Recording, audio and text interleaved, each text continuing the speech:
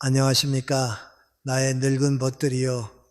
김 교수입니다. 어느덧 이 몸이 세상에 밥을 먹은 지 꼭 100년이 되었습니다. 한 세기, 참으로 긴 세월 같지만 돌아보니 그저 꿈결처럼 찰나에 지나지 않더군요. 강물처럼 흐르는 시간 속에서 제가 깨달은 한 가지 진리가 있습니다. 인생의 전반부가 무언가를 끊임없이 채워넣는 과정이었다면 인생의 후반부, 특히 60고개를 넘은 우리네 삶은 비워내고 덜어내는 과정이어야 한다는 것입니다. 지금 여러분의 삶은 어떻습니까? 우리의 인생을 하루로 치면 60대와 70대는 황혼이 깃드는 저녁 무렵과 같습니다. 노을이 아름답게 타오르려면 하늘이 맑고 투명해야 합니다. 먹구름이 잔뜩 끼어 있다면 그 찬란한 마지막 빛을 볼 수가 없지요. 그런데 안타깝게도 제가 만난 수많은 노년의 벗들은 그 귀한 황혼의 시간을 근심과 걱정이라는 먹구름 속에서 보내고 있었습니다. 많은 분들이 제게 찾아와 한탄 섞인 목소리로 묻곤 합니다. 교수님, 저는 평생을 소처럼 묵묵히 일했습니다. 가족을 위해 헌신했고 남에게 해코지 한번 하지 않고 살았습니다. 그런데 도대체 왜 나이 60이 넘어서도 여전히 가난의 굴레를 벗어나지 못하는 것입니까? 왜 통장은 말라 있고 몸에는 병이 끊이지 않으며 자식들과는 남보다 못한 사이가 되어버린 것입니까? 이것이 전생의 업입니까? 아니면 피할 수 없는 노년의 비극입니까? 그 떨리는 손을 잡고 제가 해드릴 수 있는 말은 이것입니다. 보시오, 그것은 당신의 잘못이 아닙니다. 당신이 부족해서도, 운명이 당신을 버려서도 아닙니다.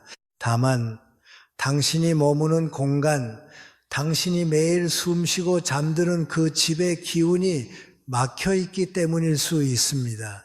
사람에게 혈관이 있듯 집에도 기운이 흐르는 길이 있습니다. 우리는 그것을 운기라고 부릅니다. 특히 집안의 얼굴이자 심장인 거실은 풍수학에서 명당, 즉 밝은 기운이 모이는 곳이라 하여 매우 귀하게 여깁니다. 이곳은 바깥에 좋은 생기가 들어와 집안 전체로 퍼져나가는 관문입니다. 그런데 만약 생기가 넘쳐야 할 이 거실에 죽은 에너지를 내뿜는 물건들이 전리를 틀고 있다면 어떻게 되겠습니까?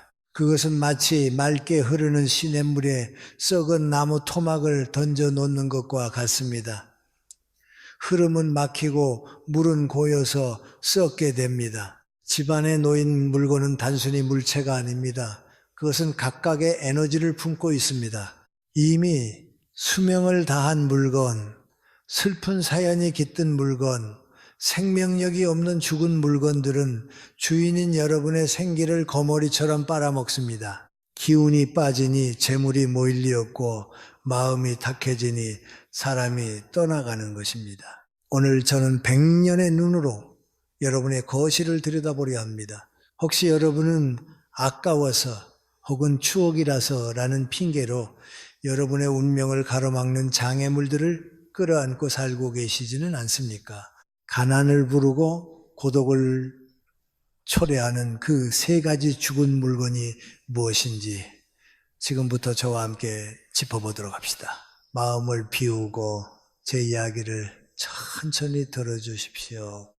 첫 번째로 여러분이 당장 거실에서 찾아내어 없애야 할 물건은 바로 원한과 비통함이 서린 기억의 파편들입니다. 제가 100년을 살아오며 수많은 사람의 흥망성쇠를 지켜보았습니다. 그 중에서도 유독 말년이 쓸쓸하고 재물이 모이지 않으며 자식들과의 인연마저 끊겨 고독하게 늙어가는 이들의 집에는 공통적인 특징이 하나 있었습니다. 바로 거실 한 구석 혹은 아주 잘 보이는 곳에 과거의 아픔을 상기시키는 물건을 신주단지처럼 모시고 있다는 점이었습니다.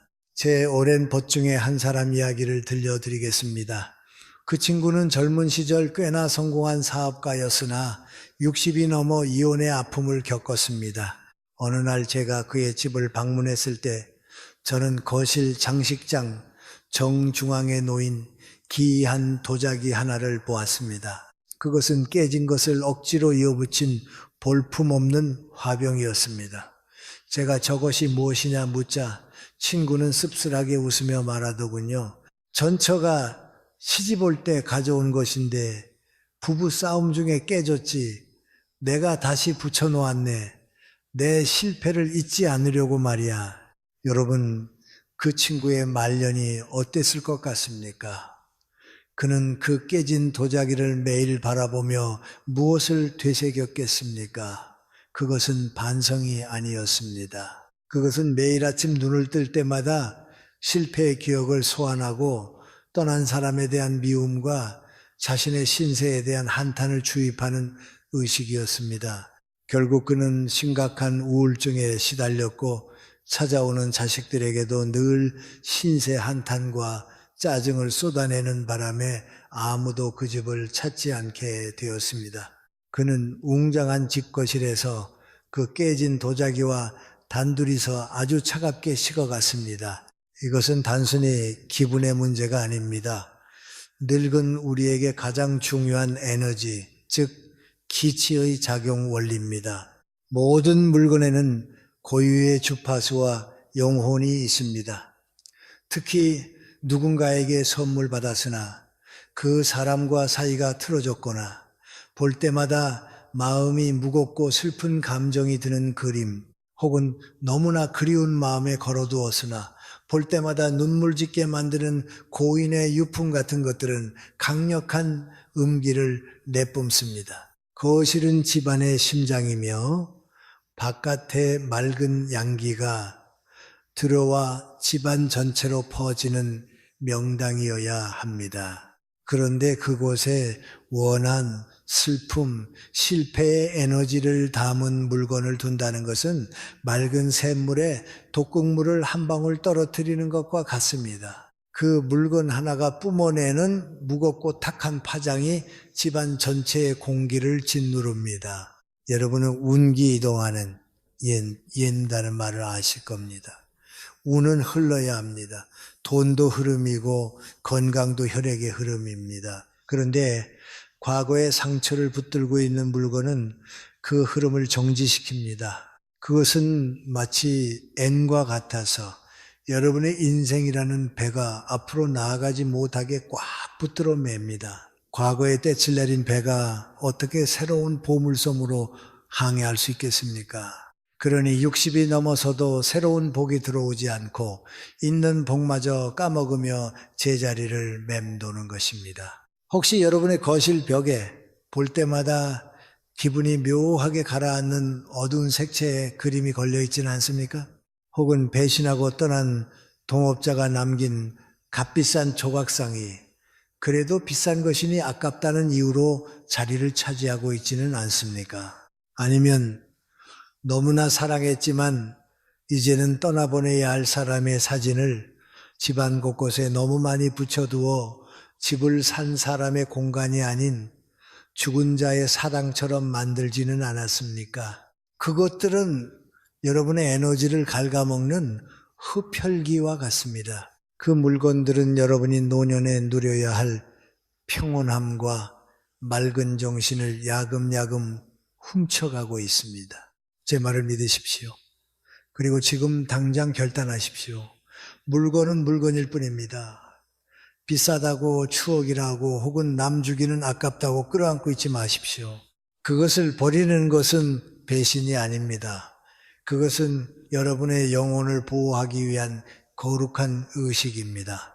지금 당장 그 물건을 꺼내어 검은 비닐봉지에 담으십시오. 그리고 미련 없이 대문 밖으로 내다 버리십시오. 버리면서 마음속으로 이렇게 단호하게 말하십시오. 나의 불행은 이것으로 끝났다.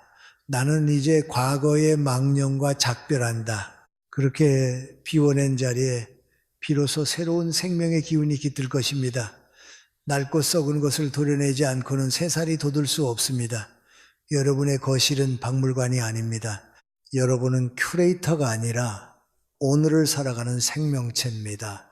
죽은 과거의 전시품들을 치우십시오. 그래야 여러분이 삽니다. 그래야 꽉 막혀 있던 재물운과 건강운의 숨통이 트이기 시작할 것입니다. 부디 아까워하지 마십시오. 여러분의 남은 인생은 그 어떤 골동품보다 비싸고 소중하기 때문입니다. 두 번째로, 여러분이 지금 당장 거실에서 눈을 부릅뜨고 찾아내야 할 물건은 바로 거짓된 생명과 죽음의 박제들입니다. 구체적으로 말하자면 먼지 쌓인 조화, 바스락거리는 드라이 플라워, 그리고 동물의 사체로 만든 장식품 같은 것들입니다. 많은 노인들이 이렇게 말합니다. 교수님, 생화는 금방 시들고 물 갈아주기도 귀찮아서 예쁘고 변치 않는 조화를 두었습니다. 혹은 이 말린 꽃은 몇 년 전 자식들이 준 것이라 버리기가 아까워 두었습니다. 라고 말이지요. 하지만 제 100년의 경험을 걸고 단언컨대 이것은 여러분의 노년을 병들게 하고 고립시키는 가장 위험한 선택입니다. 제가 겪었던 아주 안타까운 사연을 하나 들려드리겠습니다. 제 지인 중에 아주 고상한 취미를 가진 부인이 한 분 계셨습니다. 그분의 거실은 언제나 화려했습니다. 사계절 내내 시들지 않는 형형색색의 비단 꽃들이 거실을 가득 채우고 있었고, 벽에는 사냥을 좋아했던 남편이 남긴 사슴머리, 박제와 거북이, 등껍질 같은 것들이 걸려 있었습니다. 겉보기에는 박물관처럼 웅장하고 아름다워 보였지요. 그러나 이상하게도 그 집에만 들어가면은 등골이 서늘해지는 한기가 느껴졌습니다. 아무리 보일러를 틀어도 채워지지 않는 냉기였지요.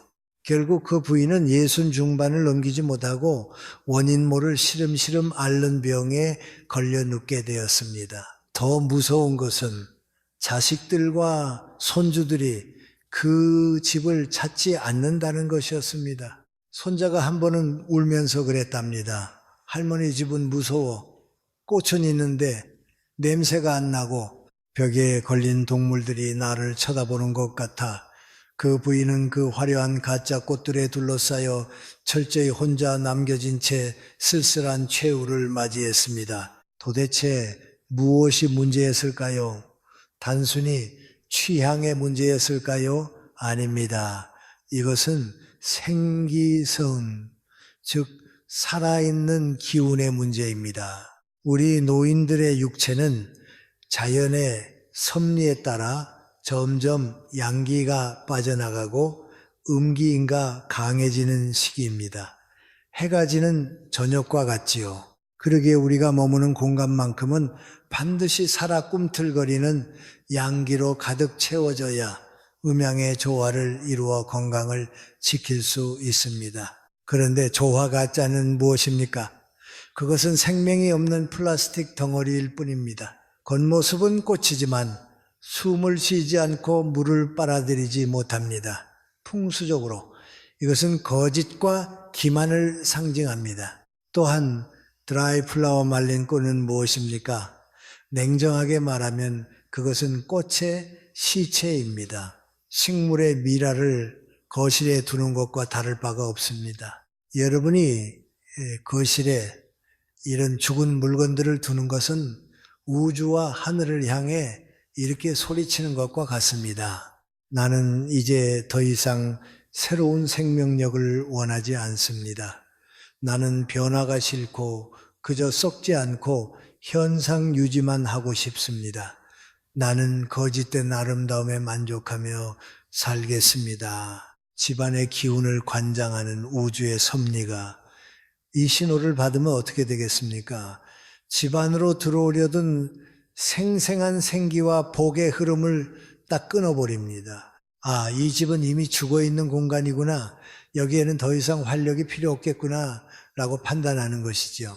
특히 먼지가 뽀얗게 앉은 조화는 최악 중에 최악입니다. 그 먼지는 단순한 더러움이 아닙니다. 그것은 정체된 시간이자 음산한 살기입니다. 죽은 물건에 달라붙은 먼지는 여러분의 호흡기를 공격하는 것을 넘어 여러분의 재물운과 자식운을 질식시킵니다. 흐르지 않는 물이 썩듯 생명이 없는 물건은 집안의 공기를 썩게 만듭니다. 그러니 당연히 몸이 아프고 마음이 우울해지며 살아있는 사람들이 본능적으로 그 집을 피하게 되는 것입니다. 나의 늙은 벗들이여 부디 그 게으름의 소산들을 치우십시오. 비싼 돈 주고 샀는데 아깝다는 생각, 자식이 준 건데 어떻게 버리나 하는 미련, 그 마음이 바로 여러분을 가난과 고독으로 끌고 가는 족쇄입니다. 물건이 아까워서 여러분 자신의 남은 운명을 희생하시겠습니까? 지금 당장 가위와 쓰레기 봉투를 드십시오. 그 먼지 쌓인 가짜 꽃들을 잘라내고 벽에 걸린 죽은 동물의 장식들을 떼어내십시오. 그것들은 여러분의 친구가 아니라 여러분의 생명력을 갉아먹는 기생충과 같습니다. 버리면서 죄책감을 가질 필요도 없습니다. 오히려 내 집안의 죽은 기운을 몰아낸다는 통쾌한 마음을 가지십시오. 이것은 청소가 아니라 여러분의 영혼을 지키는 테마 의식과도 같습니다. 그리고 그 빈자리에 작은 유리병 하나를 놓고 뜰에서 꺾어온 강아지 풀이라도 좋으니 살아있는 식물 한 줄기를 꽂아보십시오. 혹은 작은 화분 하나를 들이십시오. 비록 며칠 뒤에 시들지라도 그 순간만큼은 물을 마시고 숨을 쉬는 진짜 생명이 필요합니다. 시드는 것을 두려워하지 마십시오. 피고 지는 것이야말로 살아있다는 증거입니다. 늙어가는 우리도 마찬가지 아닙니까? 늙음을 감추려 가짜 가면을 쓰는 것보다 주름진 얼굴 그대로 웃는 것이 훨씬 아름답고 위험 있는 것처럼 말입니다. 화려하지만 죽어있는 숲에서 혼자 시들어가지 마시고 소박하지만 살아있는 풀 한 포기와 함께 호흡하십시오. 그래야 여러분의 막힌 운이 다시 숨을 쉬기 시작합니다. 그래야 그 집에 따뜻한 온기가 돌고 그 온기를 따라 자손들의 발길이 다시 이어질 것입니다. 마지막으로 여러분의 발목을 잡는 세 번째 망령은 바로 고장나고 깨졌음에도 아까워서 버리지 못하는 고물들입니다. 우리 세대 참으로 가난하고 배고픈 시절을 겪었습니다. 물건 귀한 줄 알고 아껴 쓰고 고쳐 쓰는 것이 최고의 미덕이라 배우며 자랐지요. 하지만 100년을 살아보니 알겠습니다. 때로는 그 아끼는 마음이 지나쳐서 독이 되고 족쇄가 되어 나의 남은 복을 갉아먹는다는 사실을 말입니다. 제가 말하는 물건들은 이런 것입니다. 건전지가 다 되었거나 고장나서 멈춰버린 벽시계, 이가 살짝 나갔지만 버리기 아까워 찬장에 모셔둔 밥그릇과 접시들, 다리가 삐걱거리는 의자, 그리고 언젠가 고쳐 쓰겠지 하며 쌓아둔 구형 라디오나 고장난 선풍기 같은 것들입니다. 제 오랜 지인 중에 정말이지 재주가 많고 똑똑한 분이 한 분 계셨습니다. 젊은 시절에는 사업 수완도 좋았지요. 그런데 이상하게도 50줄에 들어서면서부터 하는 일마다 꼬이고 모은 재산이 모래알처럼 빠져나가기 시작했습니다. 나중에는 빚더미에 앉아 병까지 얻더군요. 제가 걱정이 되어 그의 집을 찾았을 때 저는 그 원인을 짐작할 수 있었습니다. 그의 집 거실과 베란다는 그야말로 고물상이었습니다. 한쪽 구석에는 10년 전에 고장난 안마 의자가 빨래 거리가 되어 방치되어 있었고 벽에 걸린 괴종시계는 4시 44분에 멈춘 채 먼지를 뒤집어 쓰고 있었습니다. 제가 자네 저 시계 좀 고치거나 버리지 그러나 라고 했더니 그는 버럭 화를 내더군요. 이 사람아 저게 얼마나 비싼 건데 버리나 나중에 부속만 구하면 다 쓸 수 있어. 그리고 저 안마 의자도 가죽은 멀쩡해. 그 친구는 결국 재기하지 못했습니다.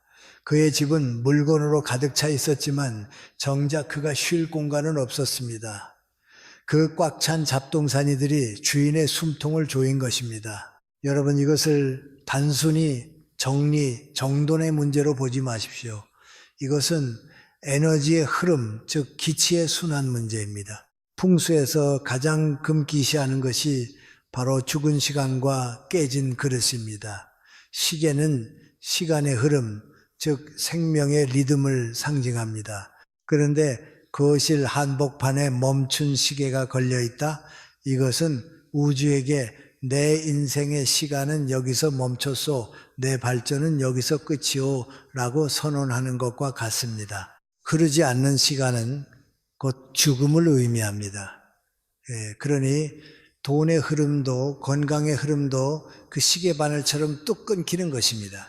이가 나간 그릇은 또 어떻습니까? 옛어른들이 복달아 난다며 깨진 그릇을 절대 쓰지 못한 데는 깊은 뜻이 있습니다.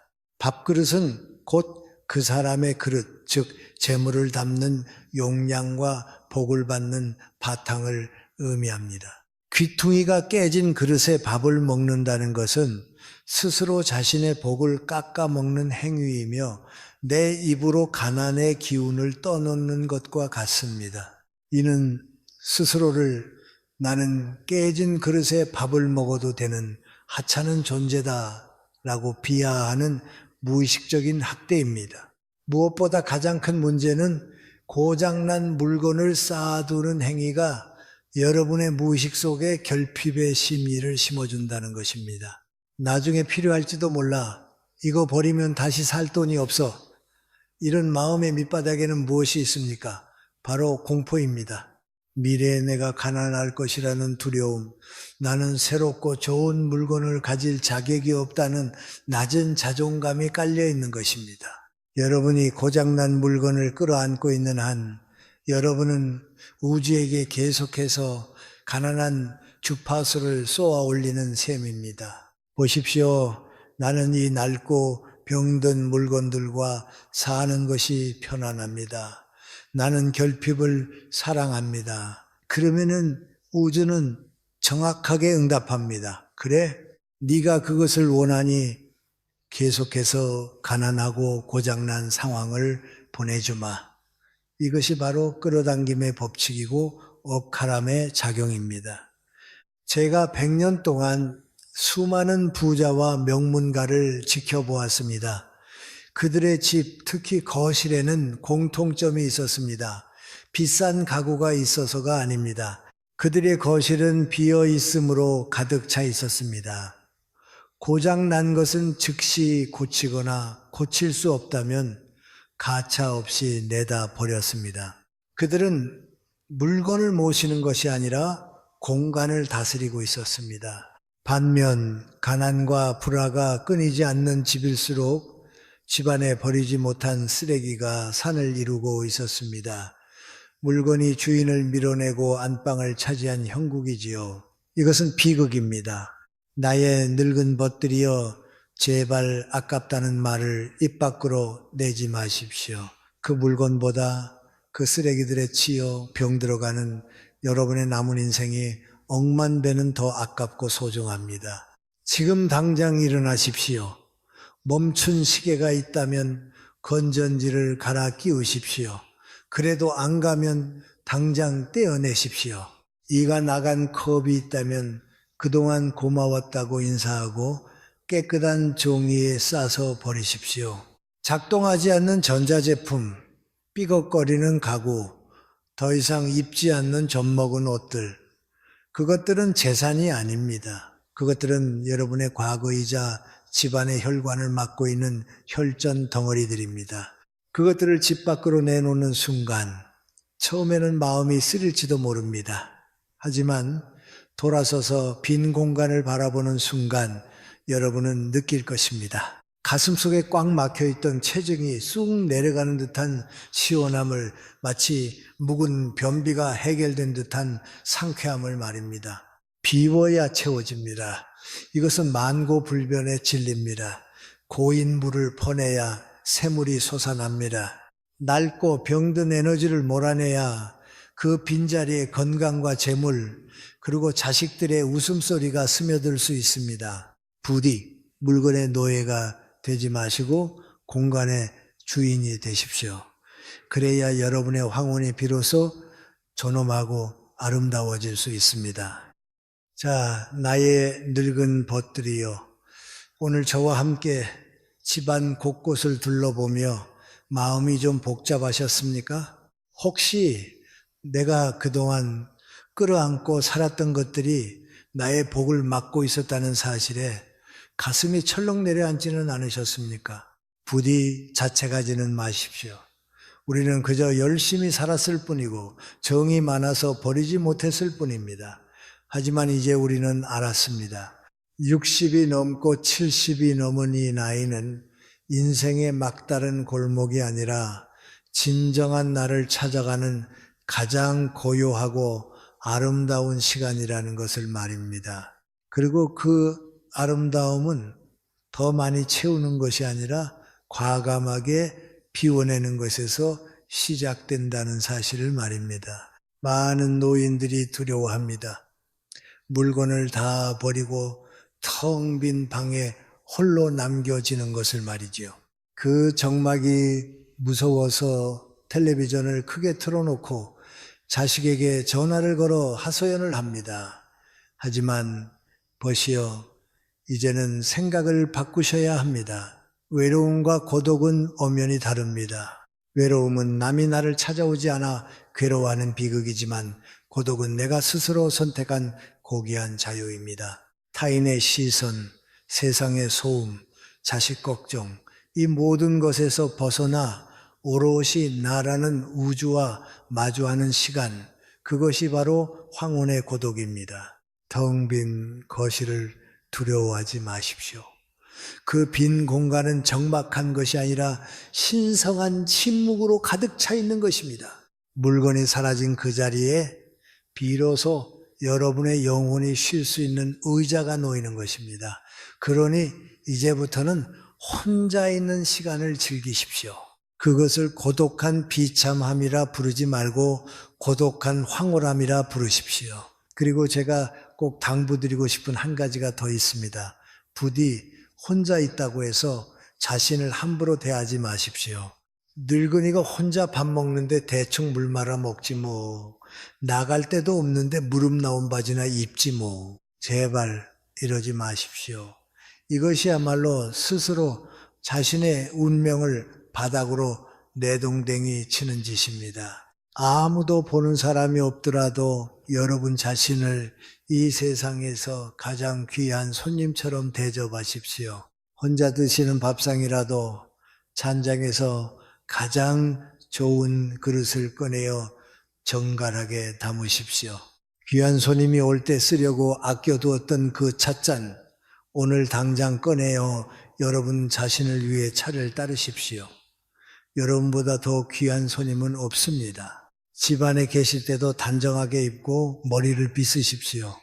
내가 나를 귀하게 여겨야 집안의 기도 나를 주인으로 섬기고 따릅니다. 스스로에게 존경심을 가질 때에 비로소 말년의 품격이 완성되고 밖으로 나갔던 복도 다시 제 발로 찾아 들어오는 법입니다. 이제 영상이 끝나면 천천히 자리에서 일어나 거실로 나가 보십시오. 그리고 새로운 눈으로 주변을 둘러보십시오. 이미 죽어버린 물건, 나를 슬프게 하는 물건, 고장난 물건들이 보이거든 용기 내어 작별을 고하십시오. 그것들을 떠나보내는 것은 상실이 아닙니다. 그것은 여러분의 남은 생을 위한 공간 만들기입니다. 맑고 깨끗한 에너지가 들어올 자리를 내어주는 숭고한 의식입니다. 여러분의 남은 날들이 쓰레기 더미가 아닌 꽃밭이 되기를 바랍니다. 여러분의 마음이 짐짝으로 가득 찬 창고가 아니라 바람이 통하고 햇살이 드는 맑은 정자가 되기를 바랍니다. 우리는 그럴 자격이 충분히 있습니다. 지난 100년의 세월을 건너온 제가 보증합니다. 자, 이제 편안한 마음으로 하루를 마무리하시길 바랍니다. 오늘 밤 제 목소리를 들으신 모든 분들의 머리맡에 우주의 따뜻한 보호막이 내려앉기를 기도합니다. 머릿속을 맴돌던 지난날의 후회와 자식에 대한 걱정, 미래에 대한 두려움을 저 문 밖에 내놓고 오늘 밤만큼은 갓난아이처럼 평온하게 잠드십시오. 비우고 닦고 자신을 사랑하십시오. 그러면 반드시 평안이 찾아올 것입니다. 마음이 편안하면 그곳이 바로 극락입니다. 부디 오늘 밤 꿈없는 깊은 잠 주무시길 바랍니다. 지금까지 김 교수였습니다. 평안하십시오.